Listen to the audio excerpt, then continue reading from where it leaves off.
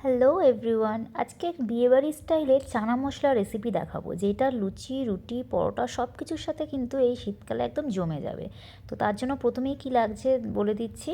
তো প্রথমে লাগছে আমাদের কাবলি ছোলা, বেশ কিছু পরিমাণ কাবলি ছোলা এরকম আমি ভিজিয়ে রেখেছিলাম ওভারনাইট। যতক্ষণ ভিজিয়ে রাখা হবে বেশি, তত এগুলো আর কি সেদ্ধ হতে কম সময় নেবে। তো আমি ওভারনাইট ভিজিয়ে রেখেছিলাম জলে, তার পরের দিনকে আমি এরকম এটা এরপর প্রেশার কুকারে দিয়ে 3 থেকে 4টে মতো সিটি দিয়ে নিয়েছি। যার যেরকম পরিমাণ কাবলি ছোলা হবে সেরকম পরিমাণ নিজেদের প্রেশার কুকার অনুযায়ী আপনারা সিটি দিয়ে নেবেন। একটু সিটি বেশি পড়ে, একটু শক্ত থাকে বলে এটা। তো আমি 4টে সিটি দিয়েছি, তাতেই হয়ে গেছে।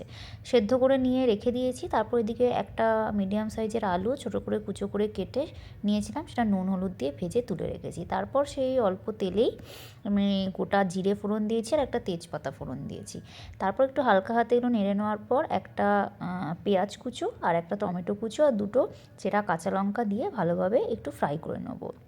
তারপর একটু ফ্রাই হয়ে গেলে জিনিসগুলো সব তার মধ্যে দিয়ে নেবো 2 থেকে 3 চামচ মতো ফ্যাটানো টক দই, 1 চামচ আদা রসুন বাটা, দিয়ে দেবো কিছু গুঁড়ো মশলা যেমন হলুদ গুঁড়ো, কাশ্মীরি রেড চিলি পাউডার, ধনে জিরে গুঁড়ো দিয়ে খুব ভালোভাবে ওই মশলাটার সাথে, মশলাগুলোর সাথে ওই পেঁয়াজ টমেটো এগুলো খুব ভালোভাবে মিক্সড করতে থাকবো, নাড়াচাড়া করতে থাকবো। একটু টেস্টটা ব্যালেন্সের জন্য অল্প চিনি দিয়ে দেবো, দিয়ে এরকমভাবে হালকা হাতে নাড়াচাড়া করতে করতে যখন কষানো মোটামুটি হয়ে যাবে, তেল ছেড়ে আসবে মশলাটা থেকে, তখন ওই যে নুন হলুদ দিয়ে ভেজে রেখেছিলাম আলুর কুচোগুলো সেইগুলোও দিয়ে দেবো, অ্যাড করে দেবো। আর ওই যে সেদ্ধ করে রেখেছিলাম কাবলি ছোলাটা, সেটাও জল সমেত কিন্তু দিয়ে দেবো, জলটা কিন্তু ফেলে দেবেন না। জল সমেত কাবলি ছোলাটা এর মধ্যে দিয়ে দেবো, দিয়ে খুব ভালোভাবে একটু সব কিছু মিক্সড করে দেবো একটু হাই ফ্লেমে। কিছুক্ষণ যখন ফুটে উঠবে তখন একটু ঢাকা দিয়ে কিছুক্ষণ এটা হতে দেবো। আলুগুলো ততক্ষণে একটু সেদ্ধ হয়ে যাবে, নরম হয়ে যাবে, আর কাবলি ছোলাটাও আর যেটুকু পরিমাণ বাকি আছে কুক হয়ে যাবে।